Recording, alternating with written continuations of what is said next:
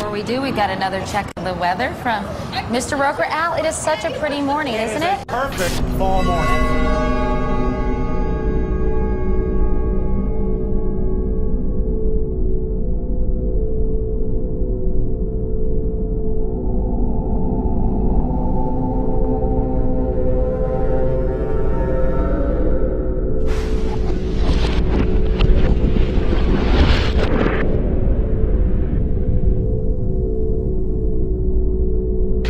This is an NBC News special report. Here is Tom Brokaw. September 11th, the year 2001, a day unlike any other in the long course of American history, a terrorist act of war against this country.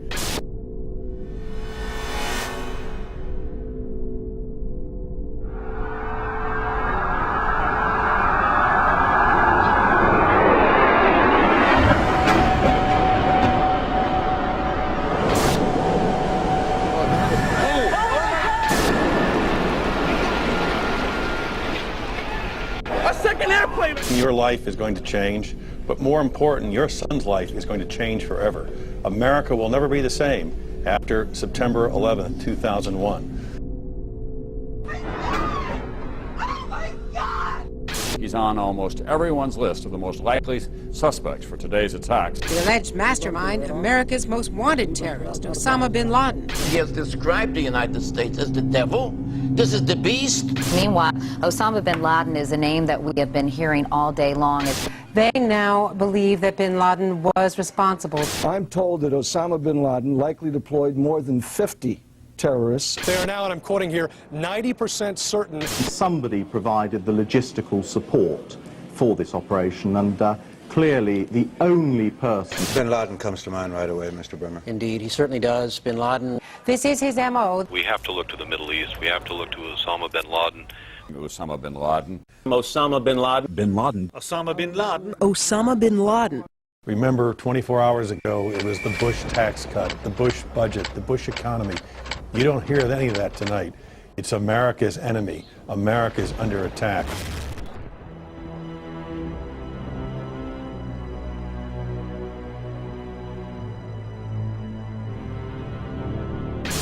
Within hours of the attacks on the Trade Center, there seemed to be one suspect. Billionaire terrorist Osama bin Laden and his band of ragtag extremists Al-Qaeda were to blame.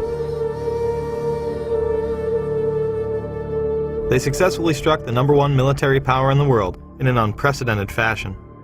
America would never be the same. The Patriot Acts, Homeland Security, domestic wiretapping and surveillance, the loss of civil liberties, all in order to fight terror and protect us here at home. Is Osama bin Laden really responsible for the attacks of September 11th? If so, why can't we apprehend him? Did you know the FBI does not list 9/11 as one of bin Laden's crimes? Why not? According to Rex Toome, Chief of Investigative Publicity for the FBI, it is because there is no hard evidence linking bin Laden to the attacks. If that is the case, how could the 9/11 Commission conclude it was the work of 19 radical Muslims from the Middle East, under the direction of Khalid Sheikh Mohammed and Osama bin Laden? Bin Laden has been universally blamed for 9/11, but if one takes a closer look at the available evidence, it points to a much darker power. 7 years later, what evidence has been gathered? Let's begin with the hijackers. Many of them were actually trained within U.S. military bases. On September 15, 2001, Newsweek reported that U.S. military sources have given information that suggests 5 of the alleged hijackers received training at secure U.S. military installations in the 90s. Saeed al-Ghamdi, Ahmed al-Nami, and Ahmed al-Ghamdi listed their address on driver's licenses and car registrations as the Naval Air Station in Pensacola, Florida. Another indication of how the hijackers were tied to U.S. bases was reported on September 12th by Fox in D.C. They stated, congratulatory phone calls were made from a separate aeronautical school in Florida, which suggests inside help for the hijackers. Now, here at Embry-Riddle School in Daytona Beach, investigators say that they did indeed intercept cell phone calls that originated out of here, calls that were congratulatory after yesterday's attacks, calls the feds say were made by terrorist sympathizers here in Daytona as well as in Broward County. The New York Times would report that the Defense Department said that Atta had gone to the International Officer School at Maxwell Air Force Base in Alabama, Abdulaziz Al-Amari to the Aerospace Medical School at Brooks Air Force Base in Texas, and Saeed Al-Ghamdi to the Defense Language Institute at the Presidio in Monterey, California. The Vice Chancellor for Student Affairs at the Defense Language Institute, where Al-Ghamdi trained, went public and said, "Bush knew of the impending attacks on America. He did nothing to warn the American people because he needed this war on terrorism. He was quickly disciplined and threatened with court-martial." Even when neighbors called the CIA on hijacker Walid al-Shiari, nothing was done. Now, you might think that some of the neighbors would be shocked to find out that a suspected terrorist lived right down the street from them, but at least one woman we spoke with was not surprised at all. Diane Albritton was so concerned about what was happening inside the home at 502 Orange Street, she called the CIA. Why was she suspicious? The odd coming and going, the different rental cars, the odd-looking people that came and went. At that time, she says, the agency was not interested. How could it be that the CIA wasn't interested in this woman's story? Other government officials would go public as well. J. Michael Springman, a former head of the Visa Department in Jeddah, Saudi Arabia, would blow the whistle that the United States was taking part in covert programs as far back as 1987 to funnel in and protect Islamic terrorists. Well, it began in Jeddah when I was repeatedly told to issue visas to unqualified applicants. This went on for quite some time during most of my tour there. Under the American immigration laws, you need to demonstrate that you're going to the United States for a specific purpose. And typically, in such a situation, you're going to sign a business deal, or you're going to go as a tourist to see the Grand Canyon, or you're going to the United States as a student to study a particular course of study. And these were people that had no job in one instance. He was a Sudanese who was unemployed in Saudi Arabia and a refugee from the Sudan. But he got a visa for national security purposes after it was taken out of my hands by the chief of the consular section. At basis, though, I really think that these were more CIA assets, people that were recruited, like all of the folks I've been issuing visas to a couple of years previously. And these people were tools to be done for a job. Well, the visas issued to the hijackers in Jeddah came about as a result of it being a CIA consulate. It was the 5th largest visa issuing post in the Middle East. It was pretty much a closed system, and they simply brought them through there, and knowing that they would be protected by the agency, that people would get their visas, or if they didn't get the visas, they could be made to be given visas. Once I got back to the United States and was out of the Foreign Service, I ran across a couple of people with ties to the American government that told me another story, that the CIA was recruiting fighters for the Afghan war against the then Soviets, and that their asset, Osama bin Laden, was working with them. In the early 1980s, bin Laden worked with operatives from U.S. intelligence, the Pakistani military, and Arab states. They ran a wide-ranging covert network that recruited and financed Muslim fighters to battle the Soviet army. It is now known that Osama bin Laden was a CIA asset under the codename Tim Osman. Bin Laden would use this handle when he would visit the States.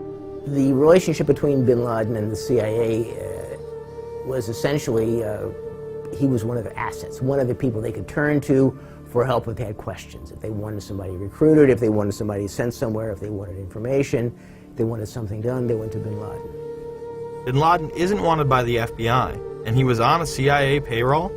Is he the brutal Islamic terrorist we have been led to believe, or a mere frontman? My question was, is it not true that the United States government paid $300 million to the bin Laden family for the construction of the military camps? At that point, then the person who was testifying had no choice but to admit, yes, that the money had gone to the bin Laden family for the construction of those military training facilities in Afghanistan. However, he added that none of that money went to bin Laden himself. Of course, it was a joke. Osama wasn't the only one working with U.S. intelligence. Hijackers also had ties to federal agencies. Alleged terrorists Khalid al-Mihdhar and Nawaf al-Zahami lived with and rented from an FBI informant. The New York Times stated on October 6, 2002, the Federal Bureau of Investigation had a confidential informer who rented rooms in California to 2 of the September 11th hijackers. But the Bureau is resisting a request from the Congressional Committee investigating the attacks to interview the informer and his FBI handler. Several members of the FBI had their investigations into terrorism impeded and shut down, especially when they got close to bin Laden. John O'Neill was the FBI counter-terror chief responsible for the investigation into Osama bin Laden. On August 22, 2001, after claims of repeated obstruction of his investigations into Saudi funding, O'Neill left the FBI. This document is marked secret and WF, which means it walked its way out of the Washington Bureau of the FBI. It indicates that before the attack of September 11th, agents had wanted to question 2 members of a very powerful family for their connections to a suspected terrorist organization, Omar and Abdullah bin Laden. But the agents weren't allowed to. O'Neill went on to take a new post as head of World Trade Center security. He would move into his office days before 9/11 and be killed during the attacks. Yeah. I have 4 children. I've lost friends that John, my friend from the FBI was killed. I lost people too. We lost a lot of family members. What did John O'Neill do before he worked in the World Trade Center? John was the FBI. Head of the FBI. He was tracking down Osama. He was tracking down Osama. Because the government didn't listen to him. The government didn't listen to him. The FBI, hold on, you want to call a car to car? The FBI fucked up. They knew about the flight training. Yes. That was a fuck up for having these people in our country. We all agree on something. And the important thing is you have to understand, I feel what you feel. I've lost friends there. I feel what you feel. That was our World Trade Center. That was our people that fucking died that day. At a time when bin Laden was the most wanted man in the world, why would intelligence agencies stop their own investigations, especially as they were closing in on him? Robert Wright and others within the FBI also had their investigations into terrorism stopped prior to 9/11. Since August of 1999, I've been working to legally expose the very real and foreseeable Middle Eastern terrorist threats to American citizens at home and abroad. From 1993 to 1999, I was assigned to the Chicago Division's Counterterrorism Task Force. The successful investigation, which was codenamed Vulgar Betrayal, V-U-L-G-A-R, Betrayal, led to the June 1998 seizure of $1.4 million of Middle Eastern terrorist funding. These funds were linked directly to Saudi businessman Yassin Qadi.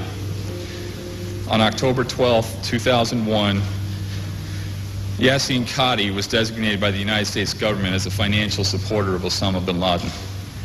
Larry Klayman of Judicial Watch initially tried to help get Wright's story to the proper authorities. He wanted to come forward long before 9/11. We were taking those steps beginning last summer to do that. The FBI had 30 days to allow that to occur. They violated their own regulations. They covered it up. If you didn't hear me, I went specifically. I called the Attorney General's office just days after 9/11. I said, Dave Shippers and I represent a special agent of the FBI Chicago field office who has years of information about how the FBI did not do its job, did not in any way investigate in a meaningful way money laundering in the United States. You're now claiming you want to do this. I'd like to make them available to you, Attorney General Ashcroft. And I was met with a response by Michael Chertoff, head of the criminal division. We're tired of conspiracy theories. Michael Chertoff will later become the head of Homeland Security, the department set up to fight the war on terror after 9/11. Wright was also restricted from telling any specifics about their investigation. Robert Wright was then prevented from working on terror investigations. So what happened to Wright? He was demoted in and around the time period leading up to 9/11. He's working on innocuous, meaningless things. That's what he's doing. Yes. he's a paper pusher, is because these monies were going through some very powerful U.S. banks with some very powerful interests in the United States.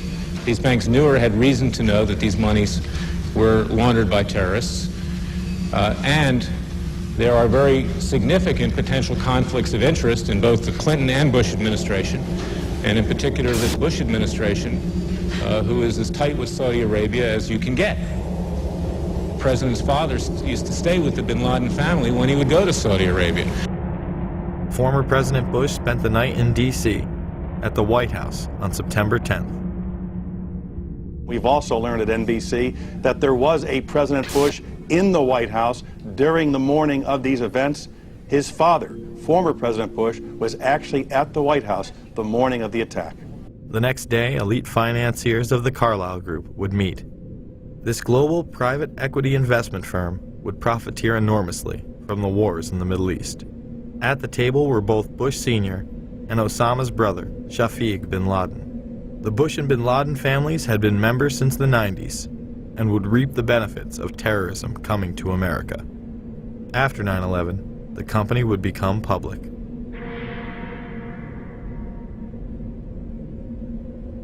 All I do agree with you is on one thing. Fucking Bush and Clinton with their relationship with Saudi fucking Arabia. Yes. I agree with you. They're kissing their asses like that. That's bullshit. Because they're sucked up in that family that took off. That's a fucking crime. The family Mr. Deedle is referring to is, of course, the bin Ladens. While all domestic flights were grounded, suspects closest to the supposed mastermind behind 9/11 were allowed to leave on chartered flights. Let's show you some video that was taken exclusively by News Channel 2 8 days after 9/11. That man there is Osama bin Laden's younger brother, Khalil, who had been here vacationing with other family members there on an estate that they owned in West Orange County.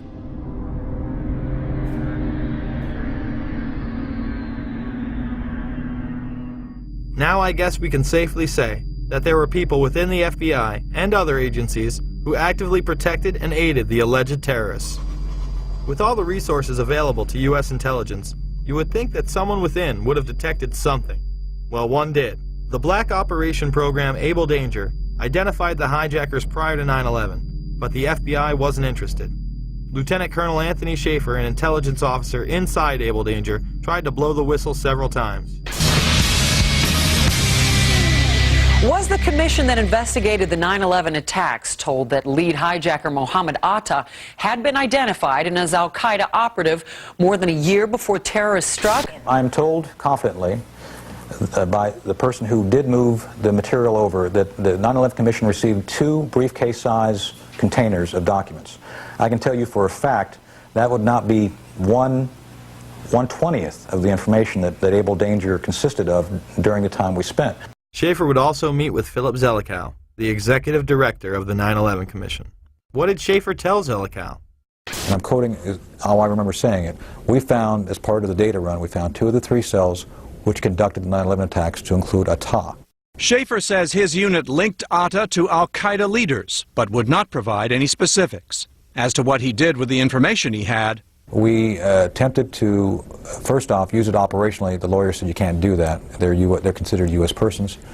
Therefore, at that point in time, we made a determination as a team that we should move this information to the FBI. But he says beginning in September 2000, 3 meetings he set up with the FBI were each canceled by military lawyers. Despite all of this, the 9/11 Commission would deny it any significance and not include it in the report.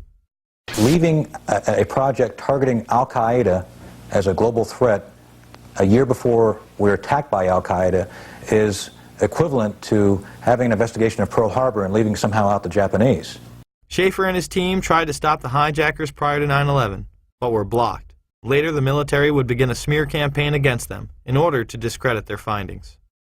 A Pennsylvania congressman says there's a smear campaign going on inside the Pentagon, and he wants the defense chief to get to the bottom of it. Republican Congressman Kurt Weldon says Pentagon officials are trying to ruin one of their own who's gone public about a top-secret military intel unit. Lieutenant Colonel Tony Schaefer, who was the first member of Able Danger to go public, has now been told in writing by the Defense Intelligence Agency that he can't speak to members of Congress or their staff without prior approval. And now a security clearance which allowed him to deal with classified classified information has been pulled. The congressman says Schaefer has been gagged, punished for speaking up. It's obvious to me this is a clear attempt to silence this guy, but now even more than to silence him, to ruin him as a person and a military officer. I've talked to all the Able Danger players, and they all agree this is a witch hunt against Tony. It's wrong, it's un-American, it's unacceptable. Pentagon reportedly does not want the public to hear next week's Senate testimony about the former secret intelligence unit known as Able Danger. Two congressional sources have told Fox News that the military's pressuring senators to move the hearings behind closed doors. When the Able Danger hearings were held, Schaefer and others were gagged. Eventually, Schaefer would be able to speak at a whistleblower's hearing. Many of us take seriously our oath of office to support and defend the Constitution against all enemies, foreign and domestic. Let me be upfront here. I am no Boy Scout. I was not hired as an intelligence officer because I hung out at the Christian Science reading room. My job is to get information using tried and true intelligence methodologies. According to my legal counsel, until I disclosed the Able Danger information, I was a rock star. It was my work as a chief of DIA's Special Mission Task Force back in 1998 that I became involved with Able Danger. My officers and I were working at the cutting edge of technology and DoD black operations. Most of all of my operations and operational records remain classified. With all this evidence, why did the 9/11 Commission and Pentagon suppress valuable information about the hijackers' activities leading up to the attacks?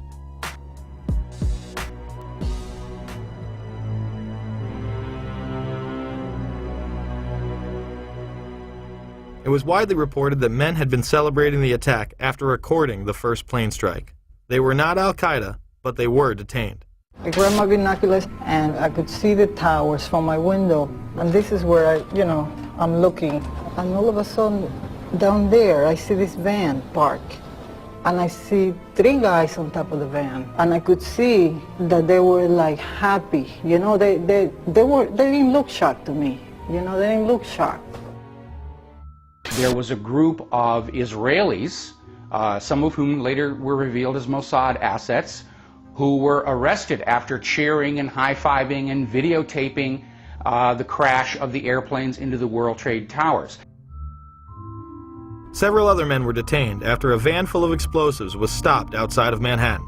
Earlier, we had heard that an FBI spokesperson said that there was a report on the George Washington Bridge, which is another facility which you folks are responsible for policing, a report that there had been a van stopped there that had explosives. Asked this week about another sprawling investigation and the detention of 60 Israelis since September 11th, the Bush administration treated the questions like hot potatoes. I would just refer you to the Department of Justice with it. I'm not familiar with the report. I'm aware that some Israeli citizens have been detained. With respect to why they are being detained and the other aspects of your question, whether it's because they are in intelligence services or what they were doing, I will defer to the Department of Justice and the FBI to answer that. On March 6, 2002, a draft report from the DEA said it may well be an organized intelligence gathering activity.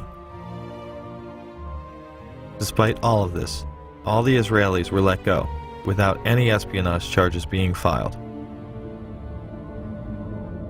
Fox News anchors Britt Hume and Carl Cameron would do a 4-part investigation into these allegations in December of 2001 and yield stunning results. It has been more than 16 years since a civilian working for the Navy was charged with passing secrets to Israel. Jonathan Pollard pled guilty to conspiracy to commit espionage and is serving a life sentence. At first, Israeli leaders claimed Pollard was part of a rogue operation, but later took responsibility for his work. Now, Fox News has learned some U.S. investigators believe that there are Israelis again very much engaged in spying in and on the U.S. Since September 11th, more than 60 Israelis have been arrested or detained, either under the new Patriot anti-terrorism law or for immigration violations. A handful of active Israeli military were among those detained, according to investigators, who say some of the detainees also failed polygraph questions when asked about alleged surveillance activities against and in the United States. Investigators suspect that the Israelis may have gathered intelligence about the attacks in advance and not shared it. A highly placed investigator said there are, quote, tie-ins, but when asked for details, he flatly refused to describe them, saying, quote, Evidence linking these Israelis to 911 is classified. I cannot tell you about evidence that has been gathered. It's classified information. Now, when the FBI investigated, it quickly unraveled to be the largest foreign spy ring ever uncovered inside the United States, the largest. Even the Soviet Union had not been spying on the United States as much as Israel has been doing. So the FBI started to round up these spies. They started to arrest them very quietly, and they were about halfway through this process of rounding up this spy ring when 9/11 happened. Numerous classified documents obtained by Fox News indicate that even prior to September 11th, as many as 140 other Israelis had been detained or arrested in a secretive and sprawling investigation into suspected espionage by Israelis in the United States. Investigators from numerous government agencies are part of a working group that's been compiling evidence since the mid-90s.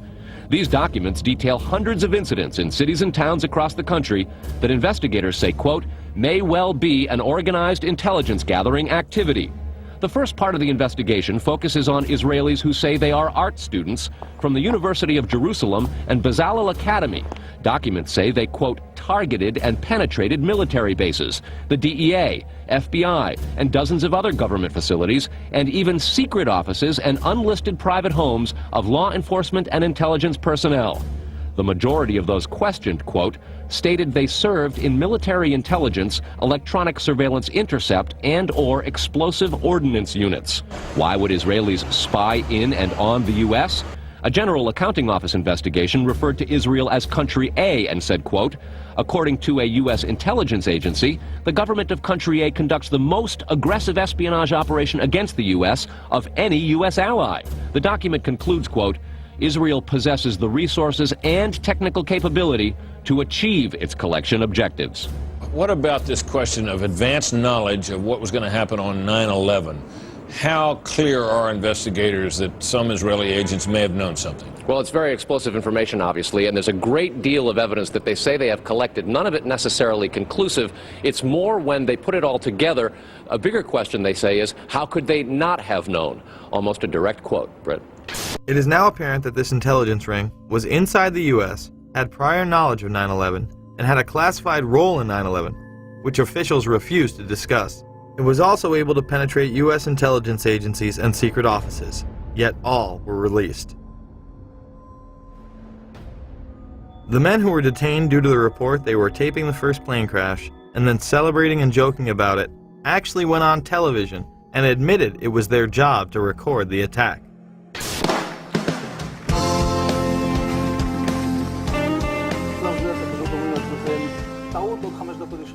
And at that point, we were taken for another round of questioning, this time related to our allegedly being members of Mossad. The fact of the matter is, we are coming from a country that experiences terror daily. Our purpose was to document the event. How could they have known about the attack? And who sent them to document it? The evidence points to a large intelligence network inside the United States that had teams on the ground, such as the ones recording the attack, and electronic surveillance teams gathering information. Another team who was involved that day detonated explosives on the ground. We have both suspects under K. We have the suspect who drove in the van exploded. Yeah, I just want to make sure you and your guys are all right over there, K, that's all. You know, we have both Trans driven that exploded. What location? King Street between 6 and 7. Shooting is on the scene on King 6 or 7. What unit are you? How would these teams obtain their information? The investigation on our side basically tracked back to two companies. The first one was called Amdocs. This is an Israeli-owned company which does the billing for 90% of the telephone companies inside the United States. Fox News has learned that some American terrorism investigators fear certain suspects in the September 11th attacks may have managed to stay ahead of them by knowing who and when investigators are calling on the telephone. How? By obtaining and analyzing data that's generated every time someone in the U.S. makes a phone call. What city and state, please? Here's how the system works. Most directory assistance calls and virtually all call records and billing in the U.S. are done for the phone companies by Amdocs Limited, an Israeli-based private telecommunications company. Amdocs has contracts with the 25 biggest phone companies in America and more worldwide. It is virtually impossible to make a call on normal phones without generating an Amdocs record of it. In recent years, the FBI and other government agencies have investigated Amdocs more than once. Sources tell Fox News that in 1999, the super-secret National Security Agency, headquartered in northern Maryland, issued what's called a top-secret, sensitive, compartmentalized information report, TSSCI, warning that records of calls in the United States were getting into foreign hands, in Israel in particular. Fox News has learned that the NSA has held numerous classified conferences to warn the FBI and CIA how Amdocs records could be used.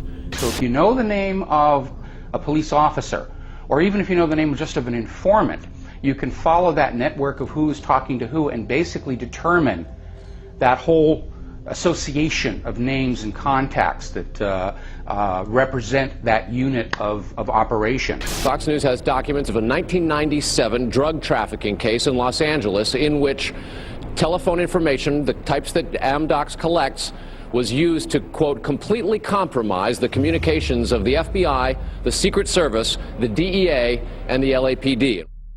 Amdocs would not be the only company with ties to the Israeli government. Israel was also gathering information from a separate business, Comverse Infosys, who was also listening in. This company, inside the United States, installs and maintains the phone tapping equipment that law enforcement and the government use to eavesdrop on your phone calls. The company is Comverse Infosys, a subsidiary of an Israeli-run private telecommunications firm with offices throughout the U.S. It provides wiretapping equipment for law enforcement. Here's how wiretapping works in the U.S. Every time you make a call, it passes through the nation's elaborate network of switchers and routers run by the phone companies.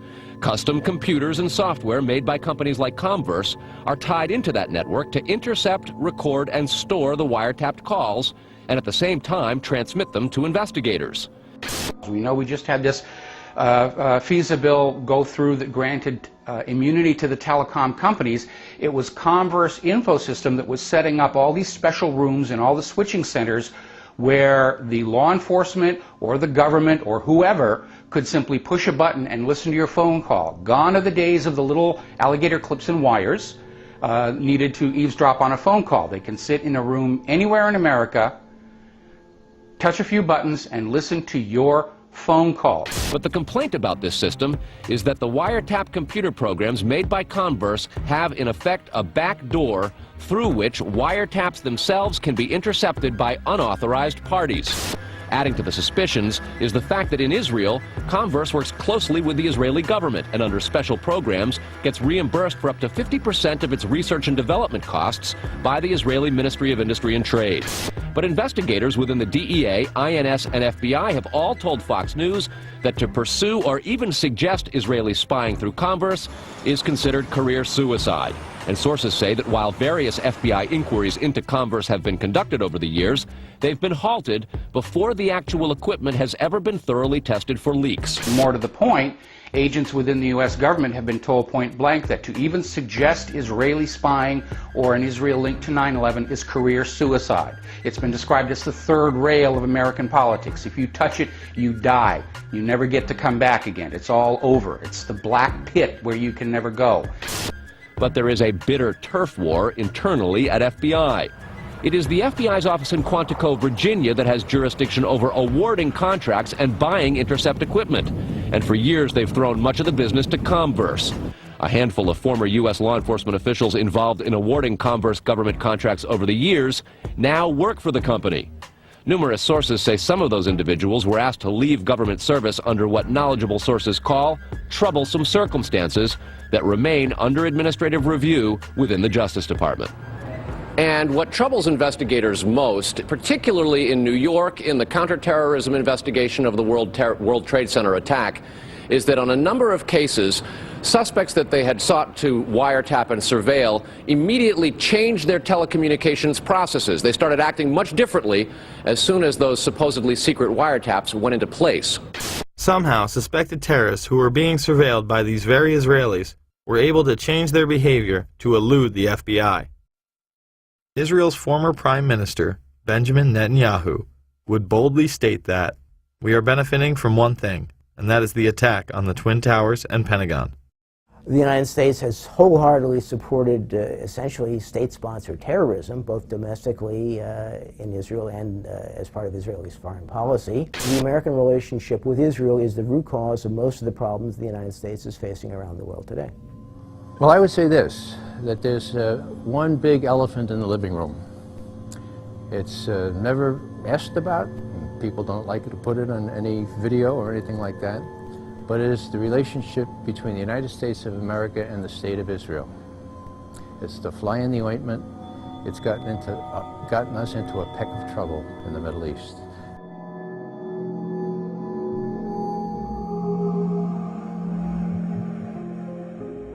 Confirmation of these allegations against Israel would finally come in January of '08, when the Times Online would tell FBI whistleblower Sibel Edmonds' story.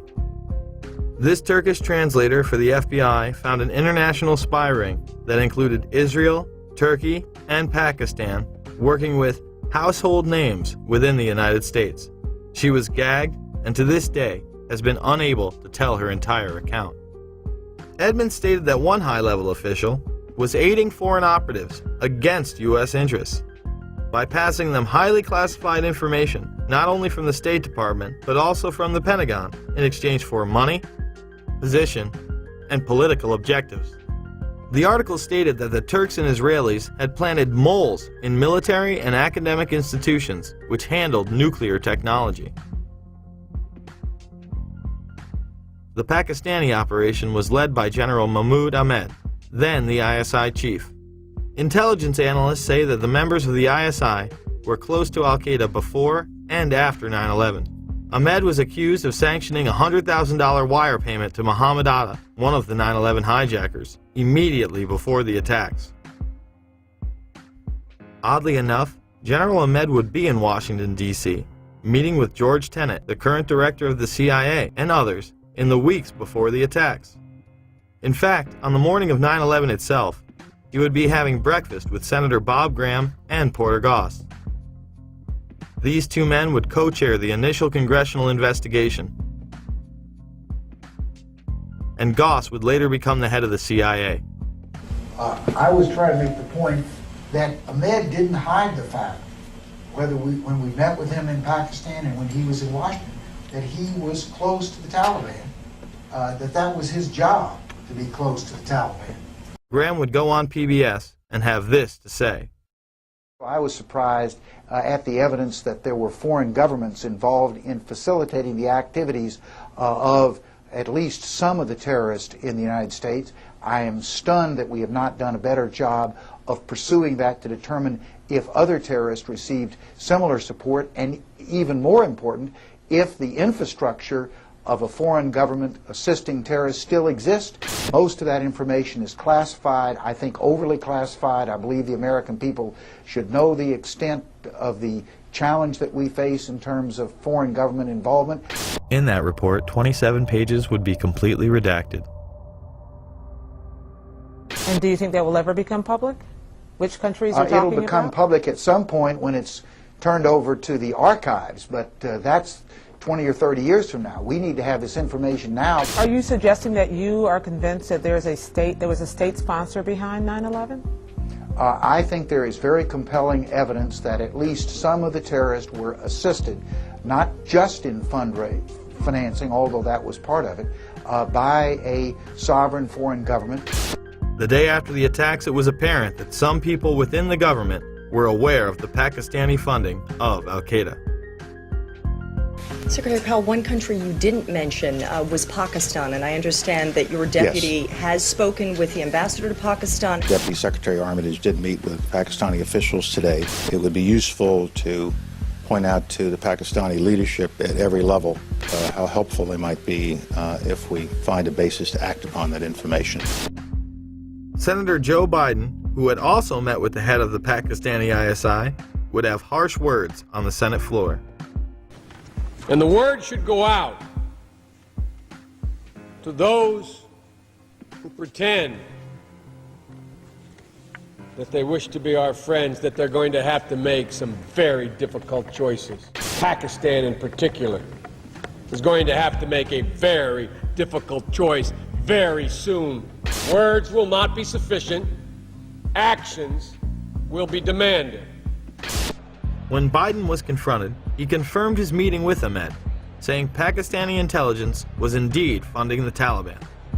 Sir, one question. In the days following 9/11, you met with the head of Pakistani ISI, General Muhammad Ahmed. It has since come to light that he ordered Saeed Sheikh to wire $100,000 to Muhammad Atta. Why was he allowed to go back to Pakistan, and why wasn't he questioned, and why were you meeting with him?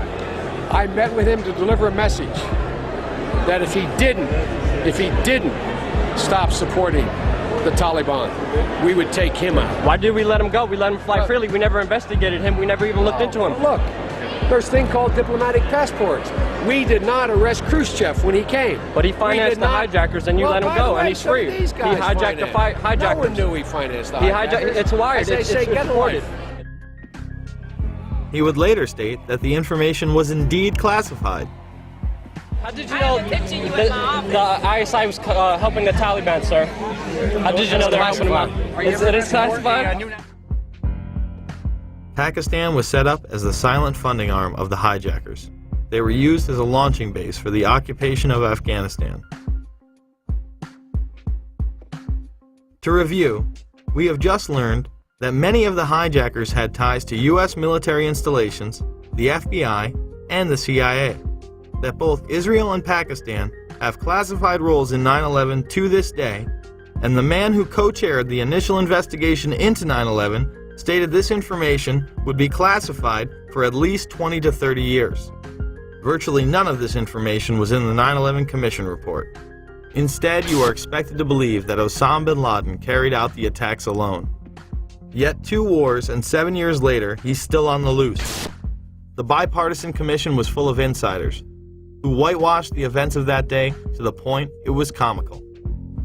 5 years after the horrors of 9/11, there's a new way to look at those unforgettable images. Through color, caricature, and captions, comic book veterans Ernie Colon and Sid Jacobson have brought to life the 9/11 Commission Report. It took a year and a half to distill 600 pages down to less than 150. When you hear about the idea of the 9/11 Commission Report as essentially a comic book, your first reaction is, what are you, crazy? It's accurate. I mean, the graphic version is accurate. That's what happened. Thomas Keane was the co-chair of the commission with Lee Hamilton. They would write a book together called Without Precedent. In it, he would claim that NORAD and the Pentagon did not tell the truth, and that indictments were considered.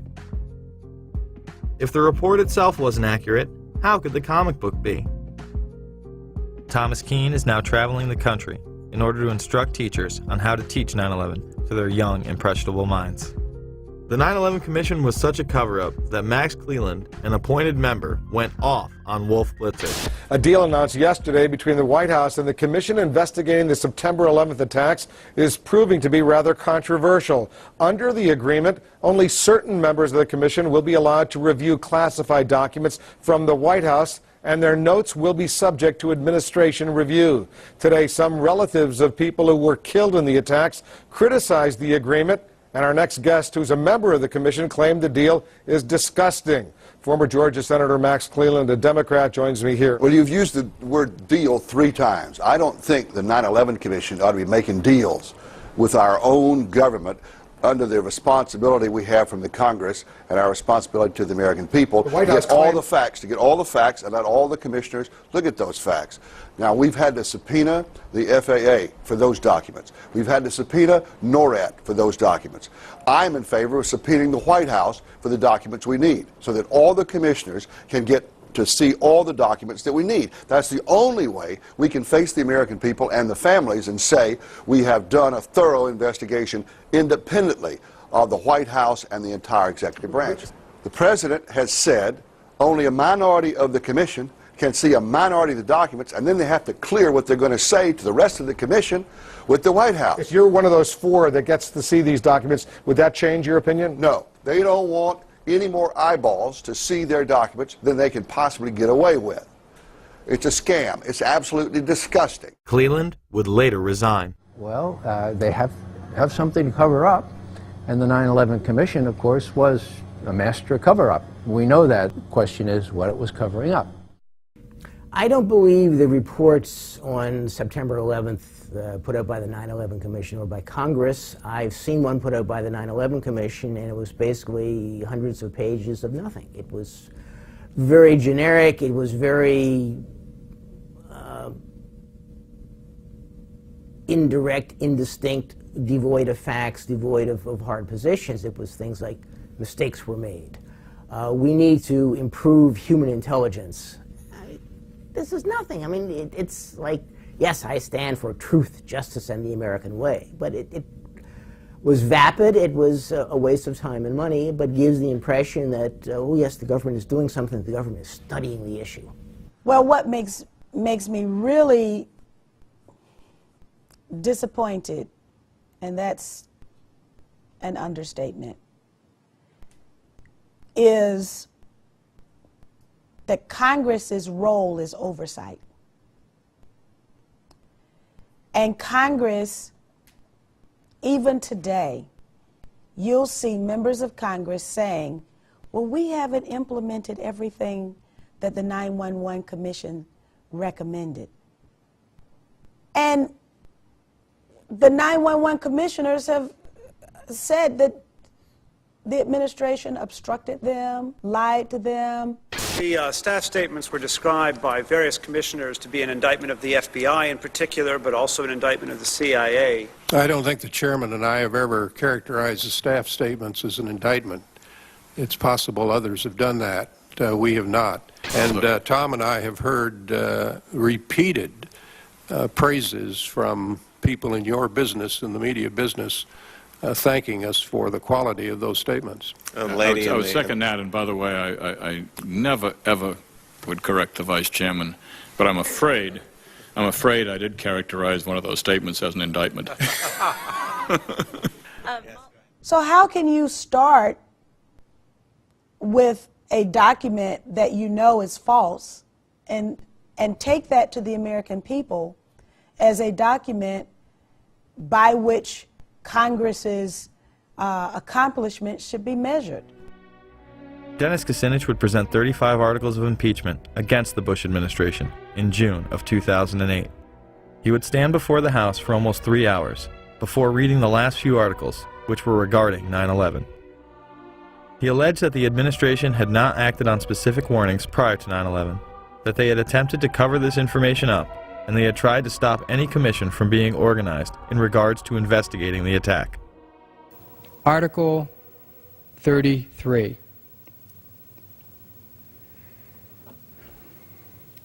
Repeatedly ignored and failed to respond to high-level intelligence warnings of planned terrorist attacks in the United States prior to 9/11. In his conduct while President of the United States, George W. Bush, in violation of his constitutional oath to faithfully execute the office of President of the United States, and to the best of his ability, preserve, protect, and defend the Constitution of the United States, and in violation of his constitutional duty under Article 2, Section 3 of the Constitution, to take care that the laws be faithfully executed, has both personally and acting through his agents and subordinates, together with the Vice President, failed in his constitutional duties to take proper steps to protect the nation prior to September 11th, 2001. So the congressional report was redacted, and the 9/11 Commission is a cover-up. Yet our supposed leaders continue to propagate fear of the boogeyman and his disciples. I do believe that Al-Qaeda has now made it part of their global effort to destroy everything we stand for and we believe in. I'm running for President of the United States because I believe the greatest challenge of the 21st century is that of radical Islamic extremism. I believe it's there. I believe it's all over the world. I believe it's a fight, a struggle between good and evil, everything we value and believe in, versus everything that is evil that wants to destroy everything America stands for and leads. And I believe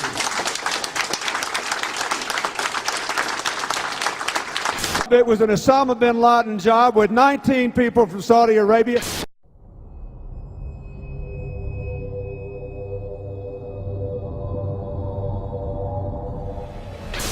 Even bin Laden himself warned us 3 weeks earlier. Osama bin Laden warned 3 weeks ago that he would attack American interest in an unprecedented attack, a very big one. There was a report, you'll recall, that the Mossad, the Israeli intelligence agency, did indeed send representatives to the U.S. to warn, just before 9/11, that a major terrorist attack was imminent. Prior to 9/11, it was widely reported that hijacked planes could be used as weapons. By Youssef's group and bin Laden's group to undertake a suicide mission. Murad narrated to us about a plan by the Ramsey cell in the continental U.S. to hijack a commercial plane and ram it to the CIA headquarters in Langley, Virginia, and also the Pentagon. And they found more evidence pointing to other targets. Evidence the Philippine government says it passed on to the U.S. The targets they listed were CIA headquarters, Pentagon, Transamerica, Sears, and the World Trade Center. President Bush even received the Phoenix memo, stating bin Laden was determined to strike in the U.S. in August, right before the attacks. The president was aware that bin Laden, of course, as previous administrations has been well known, that bin Laden was determined to strike the United States. In fact, the label on the president's, the PDB, was bin Laden determined to strike the United States. On August 6, 2001, President Bush was presented a President's Daily Brief article titled, "Bin Laden Determined to Strike in U.S." The lead sentence of that President's Daily Brief indicated that bin Laden and his followers wanted to follow the example of World Trade Center bomber Ramzi Youssef and bring the fighting to America. The article cited a more sensational threat, reporting that bin Laden wanted to hijack a U.S. aircraft. The President's Daily Brief item included information from the FBI indicating patterns of suspicious activity in this country, consistent with preparations for hijackings.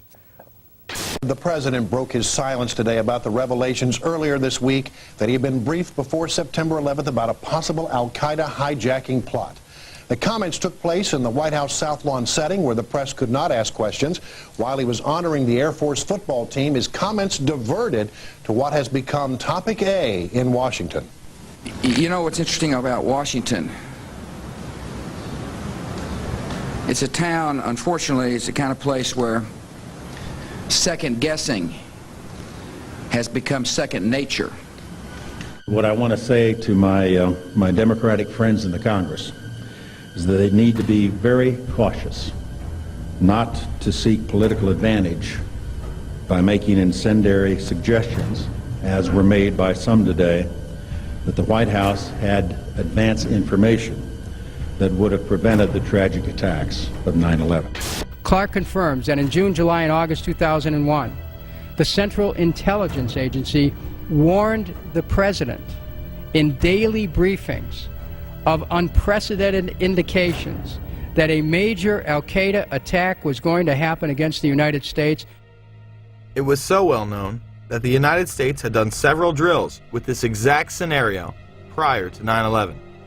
We're going to take a closer look tonight at another example of where, despite the conventional wisdom, there were people in the United States who actually were preparing to defend against the kind of attacks which occurred here on 9/11. The North American Aerospace Defense Command, NORAD for short, has been defending the skies over the U.S. and Canada for almost 50 years, 46 to be precise. USA Today reports that in the 2 years before the attacks on September the 11th, NORAD conducted exercises using hijacked airliners as weapons.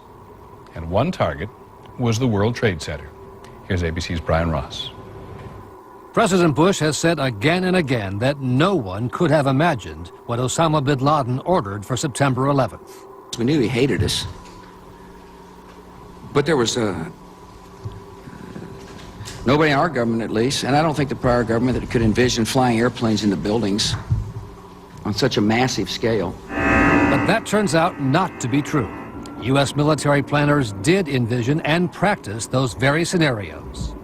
As reported by USA Today, the North American Aerospace Defense Command, NORAD, conducted exercises with fighter jets, simulating hijacked planes flown into the World Trade Center in the 2 years before the attacks. Pentagon planners also envisioned the attack on the Pentagon 5 months before it happened. One of these drills was run on June 1st and 2nd of 2001. Amalgam Virgo was an exercise where multiple attack scenarios would be occurring simultaneously, including attacks from cruise missiles, unmanned aerial vehicles, and hijacked aircraft. The scenario also envisioned a hijacker taking control of a commercial aircraft and slamming it into the nation's capital. The exercises would constantly be monitored by military satellites and planes. Osama bin Laden was the poster boy for this plot, appearing on the cover. Isn't it a fact, sir, that prior to September 11, 2001, NORAD had already in the works plans to simulate in an exercise a simultaneous hijacking of 2 planes in the United States? Colonel Scott, do you have any data on that? I'm not aware of that, sir. I was not present at the time. That was Operation Amalgam Virgo. Yes, sir. So what did happen on 9/11? The truth is, there was a lot more going on that day than we were being told. There were several war games and exercises being run simultaneously, involving multiple government agencies. John Fulton and a team from the CIA would be conducting a drill at 8:45 a.m. out of the National Reconnaissance Office in Chantilly, Virginia, in which a plane is crashed into a building. Other drills would literally cripple our defensive and investigative abilities on that morning. But this very interesting information, Katie, Matt, and Tom, from the FBI, they have been operating a massive exercise from their hostage rescue unit. All of their top teams, about 50 personnel, helicopters, equipment, were in Monterey, California for the last 2 days, scheduled to fly back today commercially. So all of those people are out of place. It's fair to say, according to sources that we've talked to here at NBC, that the FBI rescue operations and other FBI operations are really in chaos right now because they can't reach their officials in New York. All of their phone lines are down, and now you've got all of their special experts on this stuck in Monterey, California, trying to get a military flight back because there are no longer commercial flights. So they are seriously out of pocket, and there is a real breakdown of the FBI anti-terror coordination team, which is, of course, the principal team that would lead any effort. I actually found myself in Montana with 50 state emergency managers, the director of FEMA, his top staff at the National Emergency Management Association conference. Number of emergency managers from New York State, from Pennsylvania, from Virginia, Maryland, the district, most in New England, made the flight on a C-130 last night. It was one of the only flights across the country, a military aircraft. Northern Vigilance would redirect fighter jets out of the northeastern sector to patrol Canada and Alaska. Vigilant Guardian and Vigilant Warrior were exercises involving hijacked aircraft that would go in and out of radar. These would appear real to those involved. We fought many phantoms that day. We got many aircraft calls inbound that morning that turned out to be phantoms. During that time frame, we had multiple aircraft called hijacked all over the country. These exercises would not cease until after United 93 was brought down and the attacks were over. Open line. Command, Sergeant Richmond. Sergeant Richmond, Sergeant Light from Cheyenne Mountain Test Control. How are you? I'm doing fine. Okay, I need you to terminate all exercise inputs coming to Cheyenne Mountain at this time. Copy. And stay on loop until I verify that where the connectivity is disconnected on the exercise side only. Okay, no, do not do any more inputs on the exercise side and stand by. I got Cheyenne Mountain on the line. Terminating all exercise inputs. So, Grover, in case you didn't know, that the exercise... Oh, yeah. In fact, more hijackings were thought to be taking place. On the radar scope, And it's not just a video game. It's actually people's lives that you're trying to keep from running into each other. Other planes were thought to have been hijacked and almost shot down. An aircraft inbound to Whitehorse from Alaskan airspace was a hijacked aircraft, and that the military flight crews were aware of this, and they were en route to intercept the aircraft. Some of these war games and their details remain classified to this day. So is it any wonder that Donald Rumsfeld gave these warnings to military personnel the day after the attacks? Finally, I'd like to say a word or two to the men and women in the defense establishment, most of whom deal with classified information. When people deal with intelligence information and make it available to people who are not cleared for that classified information, the effect is to reduce the chances that the United States government has to track down and deal with the people who have perpetrated the attacks on the United States and killed so many Americans. Later in the day, weapons are found planted on several other planes. A U.S. official says of the hijackings, these look like inside jobs. Sources tell Time that U.S. officials are investigating whether the hijackers had accomplices deep inside the airport's secure areas. And then there's the story of Flight 23. As bad as things were on Tuesday, there is a possibility that they could have been even worse. There was some kind of an altercation involving 3 men described by a Port Authority of New York and New Jersey police source as Middle Eastern in appearance. They attracted the suspicions of the gate staff boarding that flight. They had already gotten on the plane. They're asked to leave the aircraft. They refused to get off. The airline, following its normal procedures, according to this police source, calls the police, which immediately dispatch an emergency service team. So now you have a squad of heavily armed officers that are coming toward the airplane. And when they get there, the men have vanished. The gate staff can't find them. It matches with the type of flights, the transcontinental flights that were hijacked in the other 4 instances.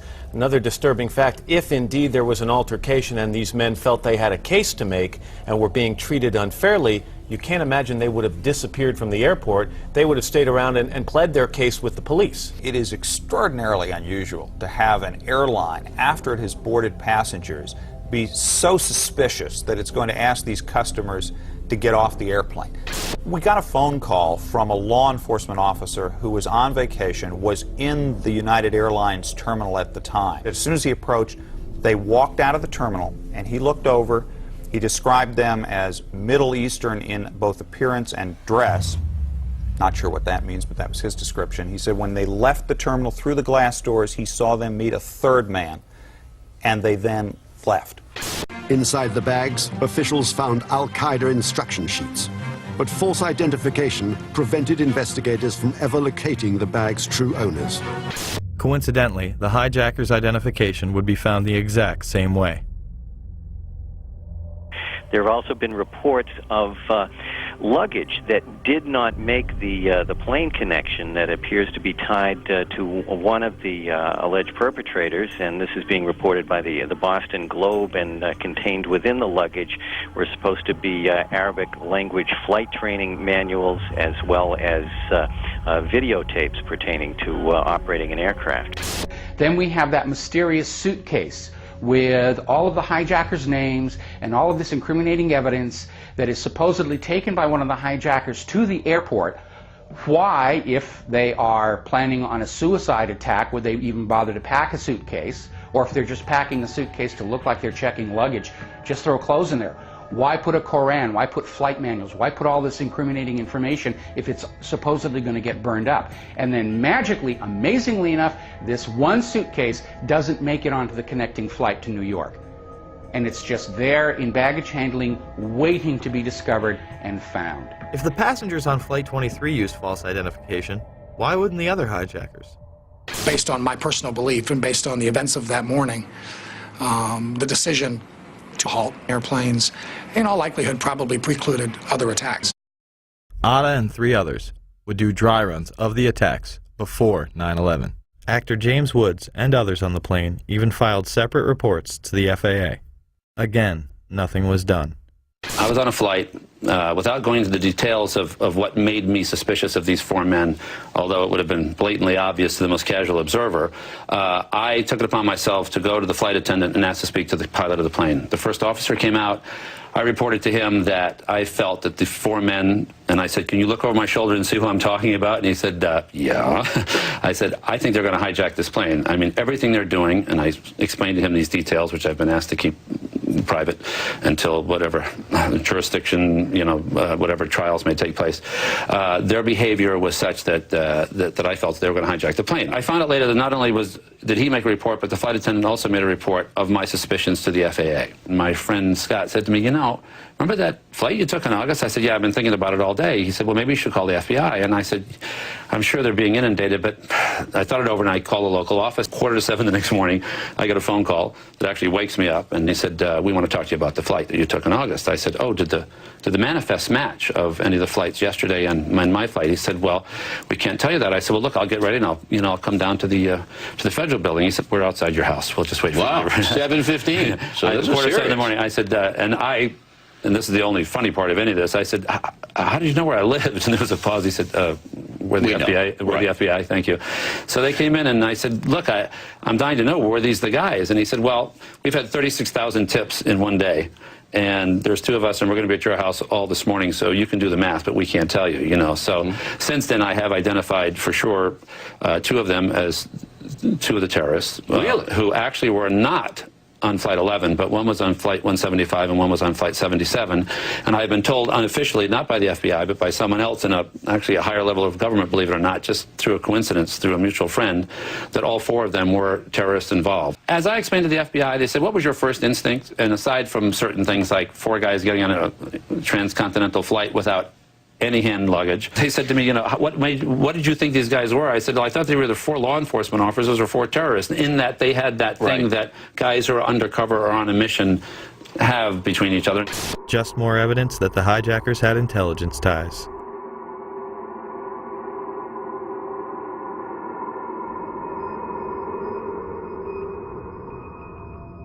There were almost certainly other targets. Maryland's governor on the morning of 9/11 stated that his police department had received threats prior to the attacks, not only against the targets that had been hit, but others. That came in today? Pardon? You mentioned threats on Maryland facilities. Are these threats that came in today? Yes, the head of our state police, Dave Mitchell, received a list of 11 sites across the country that were targets. Supposedly this list had been distributed prior to the explosions. Several of those sites were ones that were under attack. Another target on that morning was Air Force One. Although it is never discussed, the perpetrators of the attack somehow got top-secret codes that morning. Brian, what is the credible evidence that Air Force One could have been a target? These planes were some distance from Air Force One after all. The excuse was that, quote, we do not discuss, we do not discuss intelligence information. Air Force One has been said to be a target in the past during President Clinton's trip to Bosnia during his first term, where they stopped in Aviano and switched out into 3 transport planes. Similarly, they were escorted by fighter jets, as they have in the past, while it is not routine. The White House insisting that the evidence was, and thus the zigzag flight path from Florida to Louisiana. The Air Force is insisting that the evidence is provable and credible that the aircraft and the White House were targets. Ari Fleischer, the White House press secretary, would be pressed on this issue. If you have a threat to Air Force One, it seems as though you're raising an additional threat that perhaps we don't know about. I'm sorry? Raising an additional threat? Involving one of those It's over. planes, Go one ahead, of those Campbell. 4 planes, Ari, is that where the credible threat, or can you say, are we talking about something totally different? You're asking me, in essence, what the source of information is. And I think the American people... How have we accounted for those 4 planes and what their targets were? Is there, which by deduction, you would assume there is something else that we're talking about targeting Air Force One. There Can was. you make that assumption? I'm not going to lead you any further as to speculating about what was the nature of the threat to Air Force One. But as I indicated, and I'll say it again, it was real, it was credible. Planes that we have accounted for. I'm just not going to speculate about the nature of it. On September 20th, 2001, WorldNet Daily would report much more regarding the threat. The terrorist message threatening Air Force One was transmitted in that day's top-secret White House code words. As the clock ticked away, the Secret Service reached a frightening conclusion. The terrorists had obtained the White House code and a whole set of top-secret signals. This made it possible for a hostile force to pinpoint the exact position of Air Force One, its destination, and its classified procedures. In fact, the hijackers were picking up and deciphering the presidential plane's incoming and outgoing transmissions. In the week after the attacks in New York and Washington, more hair-raising facts emerged. The terrorists had also obtained the code groups of the National Security Agency and were able to penetrate the NSA's state-of-the-art electronic surveillance system. They seemed to have at their disposal an electronic capability that was more sophisticated than the NSA. They also believe that the terrorists are in possession of all or part of the codes used by the Drug Enforcement Agency, the National Reconnaissance Office, Air Force Intelligence, Army Intelligence, Naval Intelligence, Marine Corps Intelligence, and the intelligence offices of the State Department and Department of Energy. Since no single individual has access to every top-level code at any given time, a single mole would not answer the case. It would have to be a large, widely spread number. U.S. experts do not believe bin Laden was capable of infiltrating double agents into the heart of the U.S. administration on a large scale.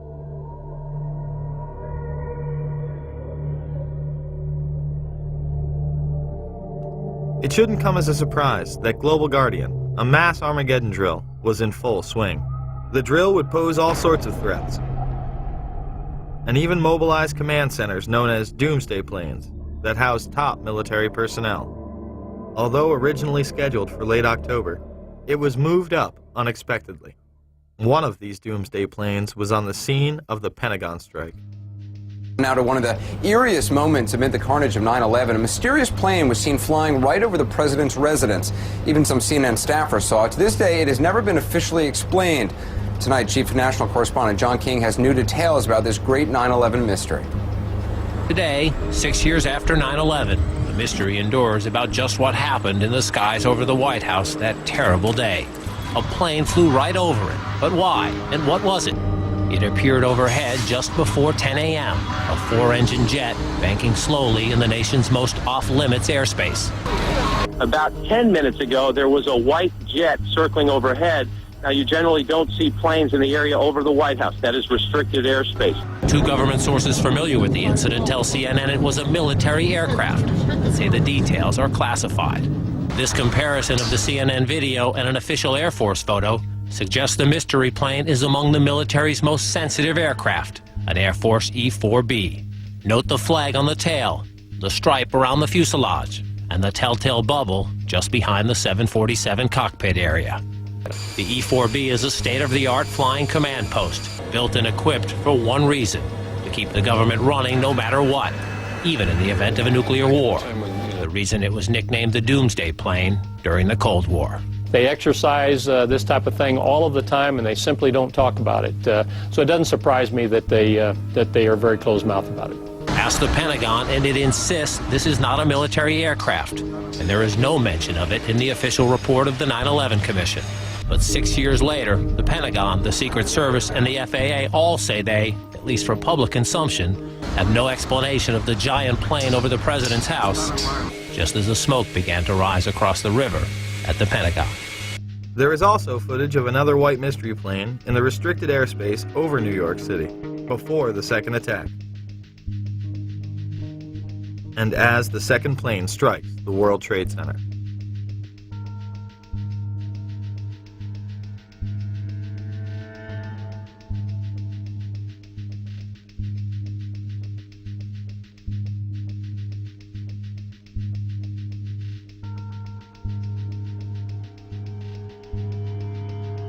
There were 5 E-4Bs in the air on 9/11. They are part of the continuity of government plans in case of an emergency. This program was launched in the early 80s, headed by none other than George Herbert Walker Bush. Was being made to consolidate continuity of government programs across several major departments of the government under one office, which turned out later to be called the National Program Office. As I understood it, this office fell under the jurisdiction of the Office of the Vice President. Then Vice President George Bush was the first in charge. On 9/11, this program was put into effect. This next one happens a lot these days. It seems like a story that is both reassuring and scary at the same time. This morning we learned that the Vice President wasn't the only one sent to an undisclosed location on September 11th, that an entire backup government was and is still there and may be there for as long as anyone now at least can imagine. Traveling in Iowa, the president for the first time discussed a secret ongoing operation designed to keep the federal government running if Washington is paralyzed by a terrorist strike.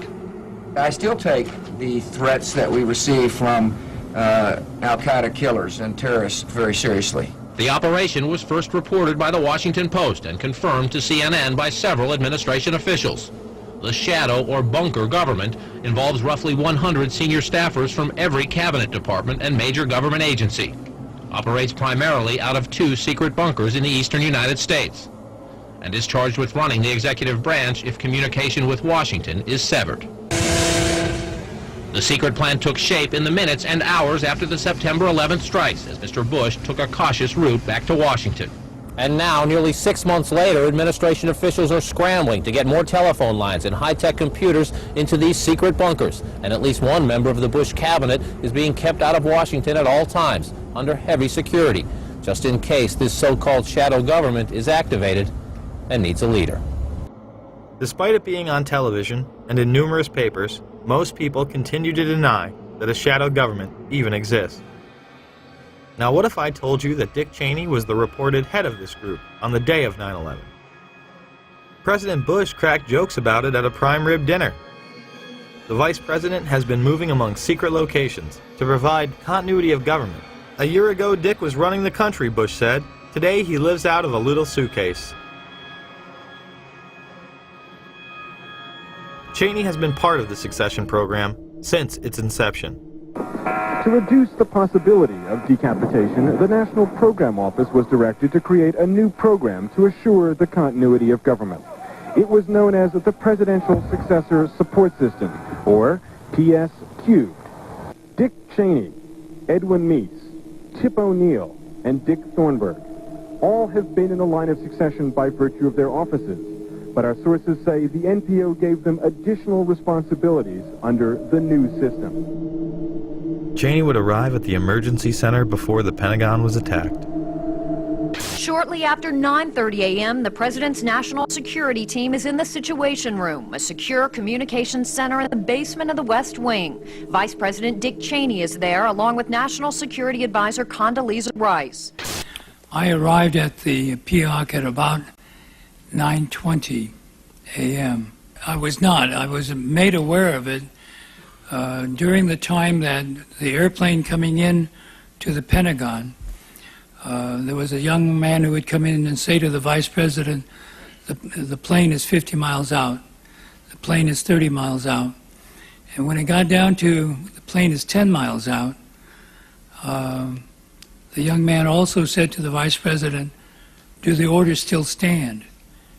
And the Vice President turned and whipped his neck around and said, of course the orders still stand. Have you heard anything to the contrary?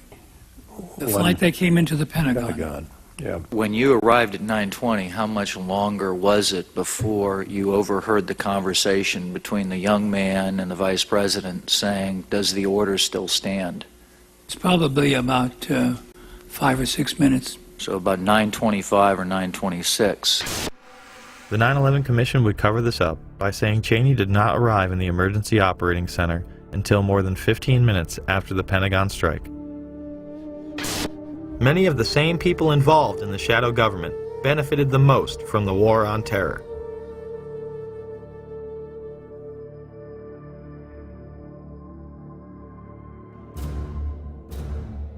A key hub for intelligence was the Solomon Brothers building, also known as World Trade Center 7.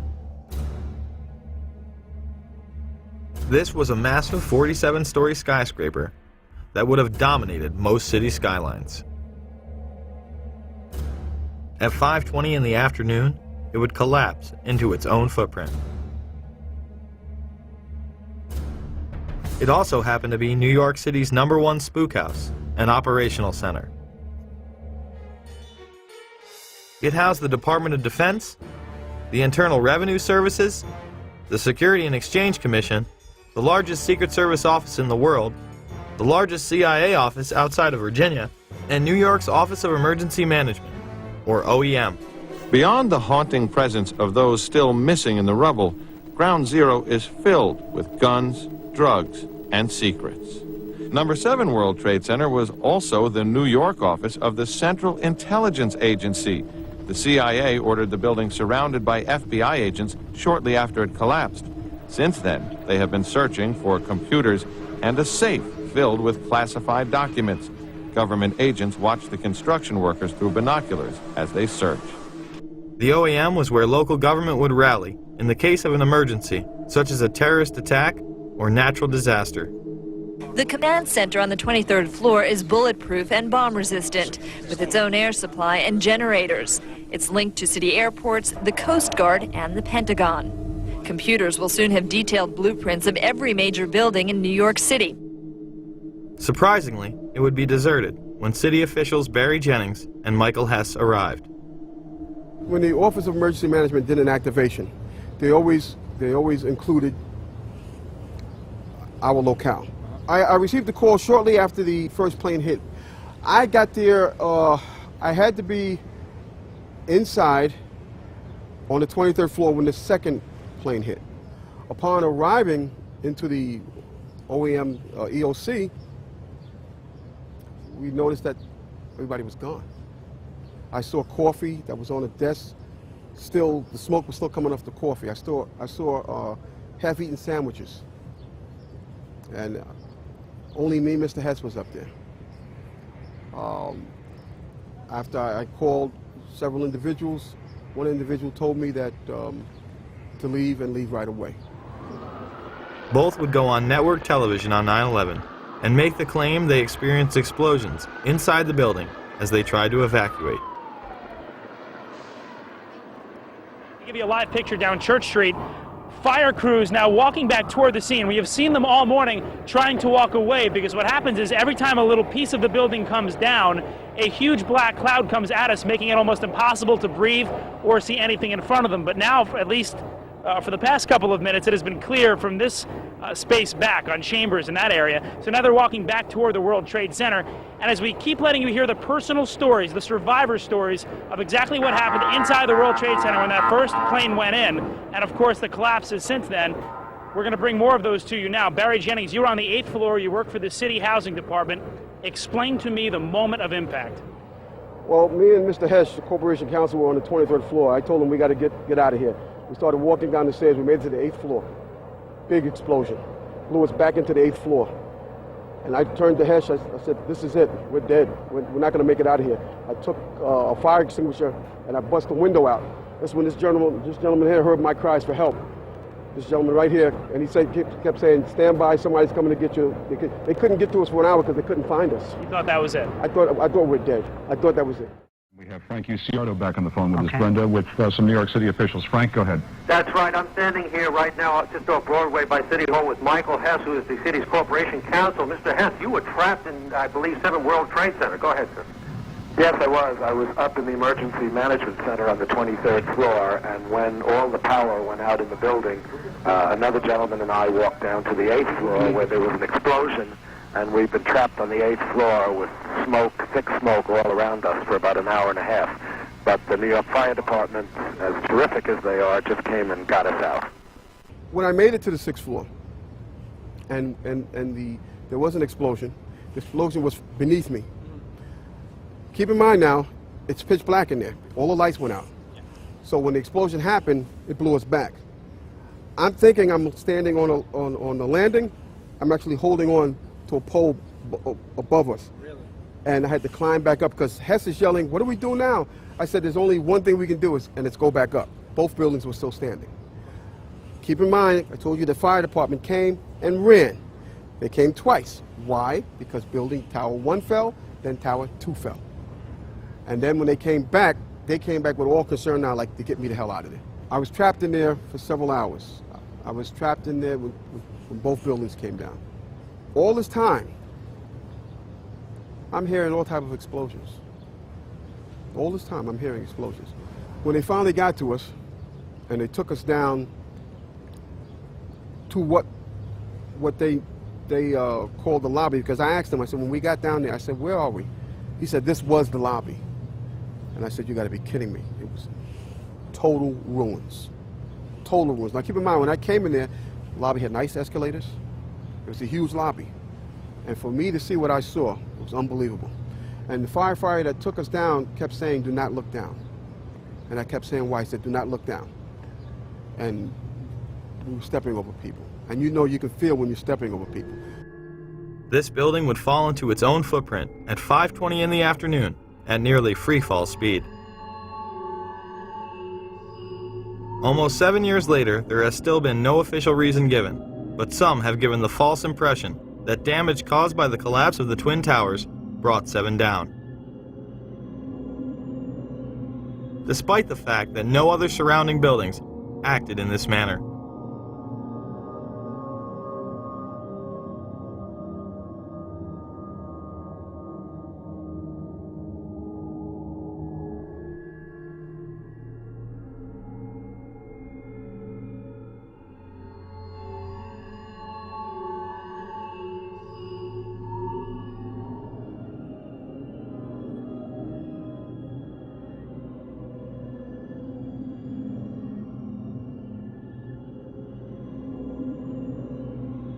Dr. S. Shyam Sunder would make the claim, on behalf of the National Institute of Standards and Technology, that on about a third of the face, to the center and to the bottom, approximately 10 stories, about 25% of the depth of the building, was scooped out.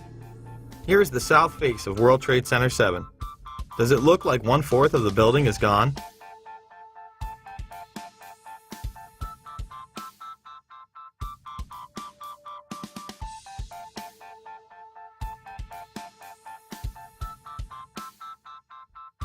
Perhaps we should take a look inside.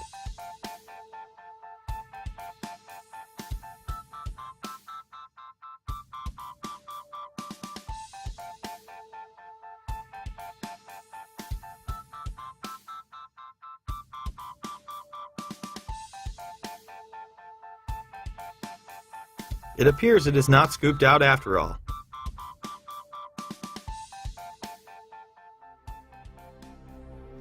Members of the media were reporting that the building had collapsed due to structural damage and fire, more than 20 minutes prior to it going down.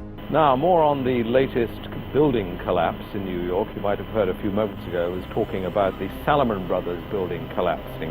And indeed it has. Apparently that's only a few hundred yards away from where the World Trade Center towers were. And it seems that this was not a result of a new attack. It was because the building had been weakened during this morning's attacks. We'll probably find out more now about that from our correspondent, Jane Stanley. Jane, what more can you tell us about the Salomon Brothers building and its collapse? The building can clearly be seen in the background as Jane Stanley reports its demise. Jane, I think many of us, when we heard the news, perhaps on the radio earlier today, were... The feed would be cut before the building collapsed. And just couldn't comprehend it. I mean, it almost sounded too far-fetched. I was wondering what it felt like for you being in Manhattan. Well, unfortunately, I think we've lost the line with Jane Stanley. They called me down. I think it was part of the 9/11 Commission. They asked me the same questions that you guys are asking me. And at that point, they said, "Okay, thank you." And they sent me on my way. And yeah, you told them pretty much everything you just told us. Yes. That you were in the building, got rocked by an explosion. Yes. All that. Yes. And you know that they didn't mention Building 7 once in the commission report. I told them that's where I was. It was very, to tell you, it was very scary because they looked like very important people. Yeah. They were questioning me about certain things. And I don't know if they like the answers I gave. I could care less. I gave my account of it, the truth, and that was it. That day I'll never forget. And the explanations that were given to me is totally unacceptable. Totally unacceptable. I'm just confused about one thing, and one thing only. Why World Trade Center 7 went down in the first place. I'm very confused about that. I know what I heard. I heard explosions. The explanation I got was it was the fuel oil tank. I'm an old boiler guy. If it was a fuel oil tank, it would have been one side of the building.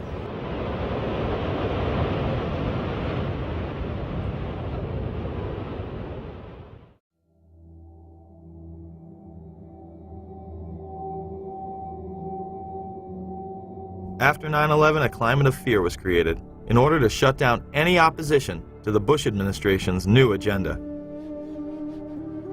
A week after 9/11, anthrax began appearing in the mail.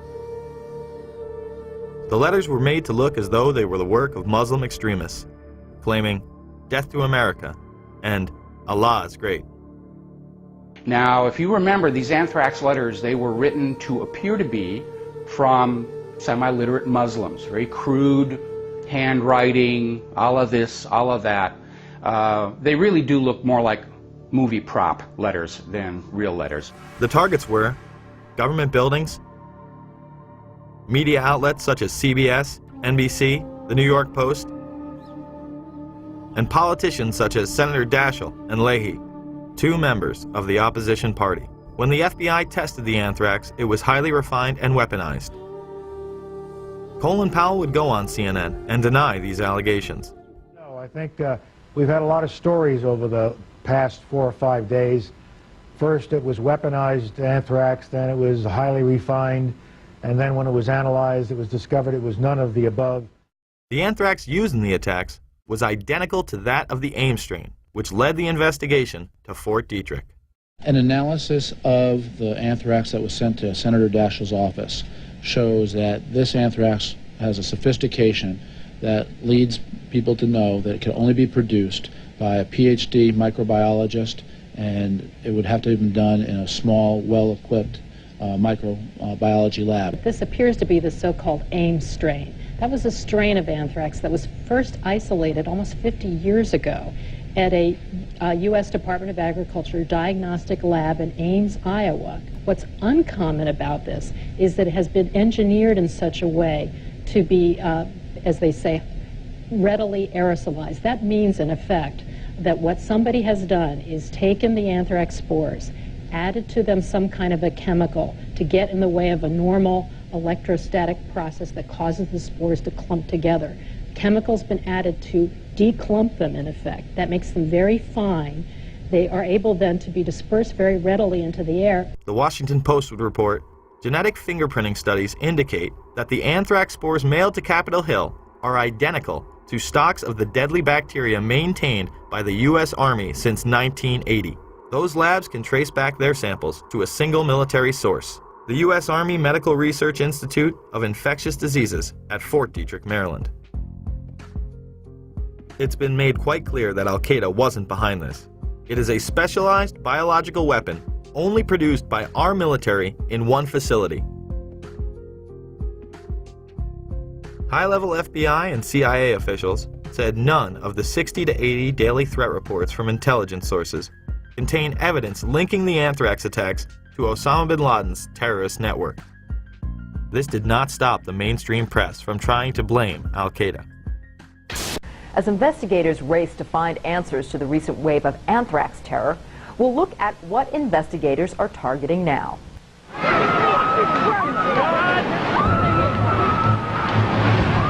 Since September 11th, Americans have been put on alert. This is so terrible.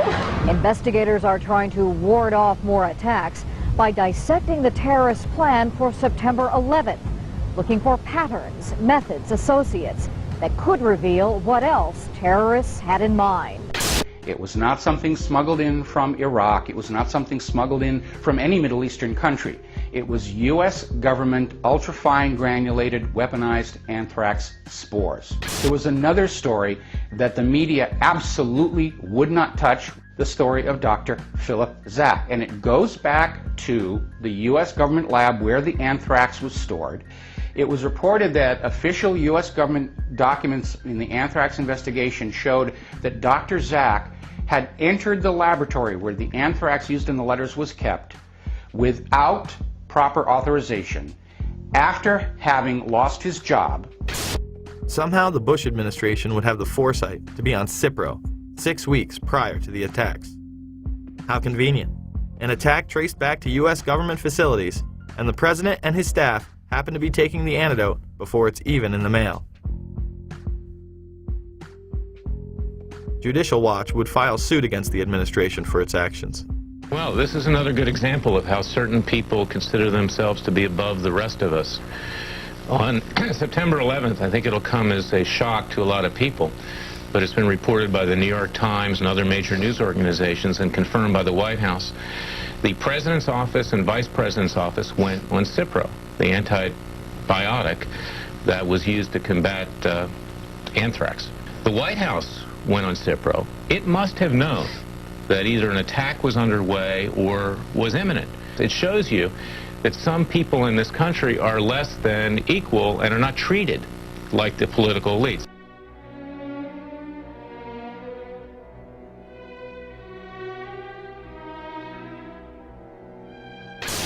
"9/11 was an international intelligence operation that included role players within our own government, as well as in the governments of Pakistan, Saudi Arabia, and Israel. Each played a compartmentalized role in order to create a climate of fear and confusion.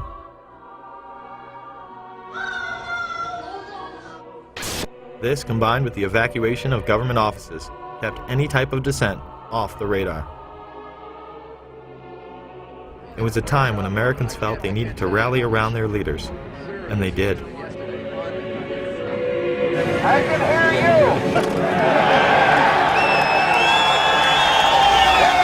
And the people who knock these buildings down will hear all of us soon. God bless America! USA! USA! USA! The power structure used that unity to pass nightmarish legislation, beginning with the Patriot Act, which was written before 9/11.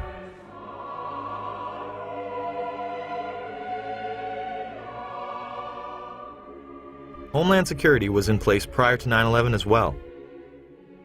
Another piece of this, which is something that has been well known to you all, is that the creation of the Office of Homeland Security was something that was planned even before September 11th.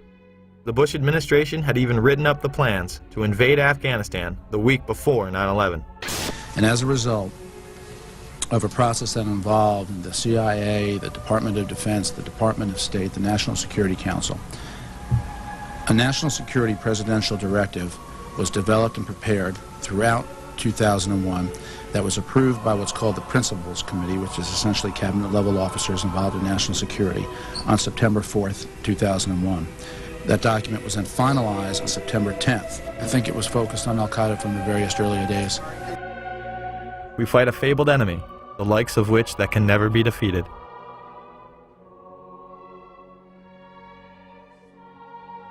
The terrorists attacked us and killed 3,000 of our citizens before we started the freedom agenda in the Middle East. They were... What did Iraq have to do with what? The attack on the World Trade Center. Nothing. While an international intelligence cartel wages psychological warfare against we the people on behalf of the global elite. And remember, this is a government that over the years has proven that it can be trusted with these powers. You'd hope, as you mentioned before, that people don't complain about these extra inconveniences because they are simply being put into effect to protect all of us.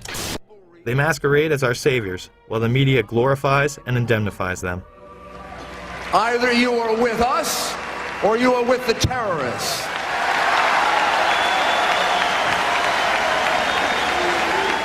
Don't let anyone tell you otherwise. Certainly not a disingenuous filmmaker who would have us believe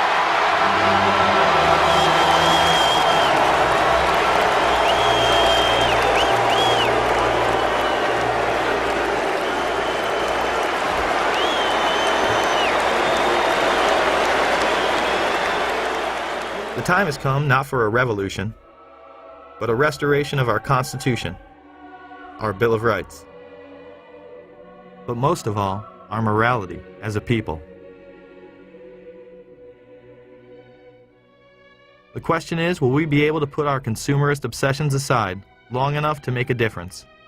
Can we put down the remote control and hold these tyrants accountable? It's up to us. No more excuses. Thank you.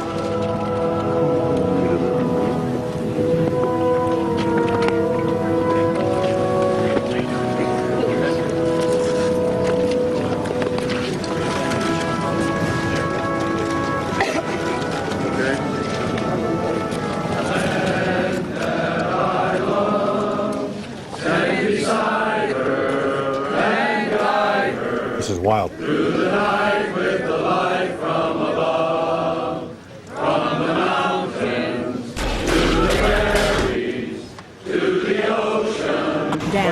Can't be throwing no pictures. Okay, it's NBC News. You understand? It's NBC News. I don't care who it is.